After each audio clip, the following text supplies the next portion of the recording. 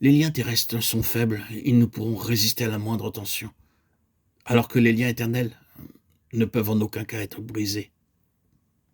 Considérez d'ailleurs comment le travail commença à l'époque des apôtres.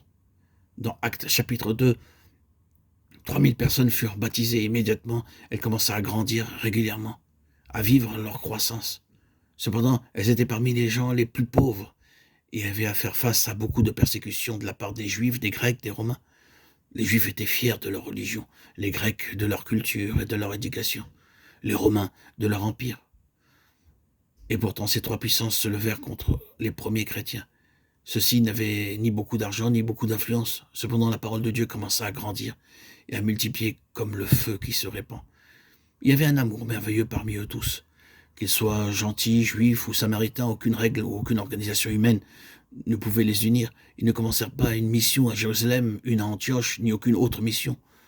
Et nous trouvons cependant parmi eux une véritable unité spirituelle. Quels étaient donc les liens qui les unissaient? Tout simplement la vie intérieure de Christ était le premier lien de tous. C'est ce qui les faisait chrétiens. Et il y avait aussi 4 liens extérieurs qui sont mentionnés dans Actes chapitre 2, verset 42. Il est dit, ils persévéraient dans l'enseignement des apôtres, dans la communion fraternelle, dans la fraction du pain et dans les prières. C'est ainsi qu'ils grandissaient spirituellement dans la grâce de Dieu.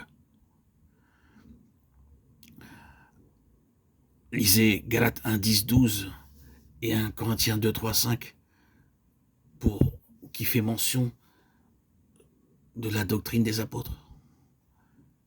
Il est écrit qu'ils ne prêchaient pas ou n'enseignaient pas selon la sagesse humaine. Ils n'essayaient pas de plaire aux hommes. Même si le peuple aimait ceci ou cela, leur travail était de donner le message de Dieu avec la sagesse de Dieu et la puissance de Dieu. C'est la doctrine des apôtres. La parole pure du Dieu vivant, le message du Dieu puissant est vrai. C'est pourquoi dans chaque lieu, le même enseignement était donné. Combien les gens aujourd'hui emploient la sagesse humaine et cherchent ainsi à changer la signification même de la Bible.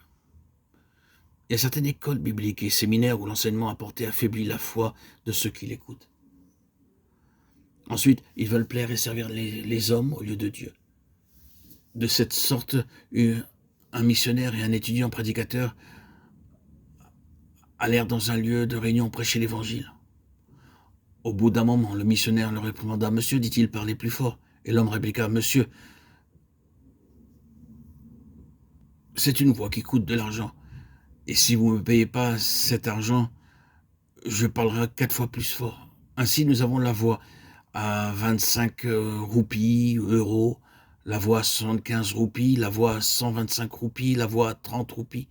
Ce sont des sommes qui vont en montant. De tels hommes, par ces prédications, ne servent que l'argent, l'argent, l'argent, mais pas Dieu. Ils ne peuvent pas transmettre, communiquer, donner le message de Dieu. Leur langue, leurs lèvres sont liées parce qu'ils veulent plaire à leur évêque, au prédicateur de leur mission ou à quelqu'un d'autre. Ils tuent leur conscience à faire des choses qui plaisent aux hommes.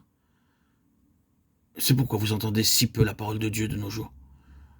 Lorsqu'une parole humaine est prêchée au lieu de la parole de Dieu, les âmes sont maintenues dans l'esclavage spirituel.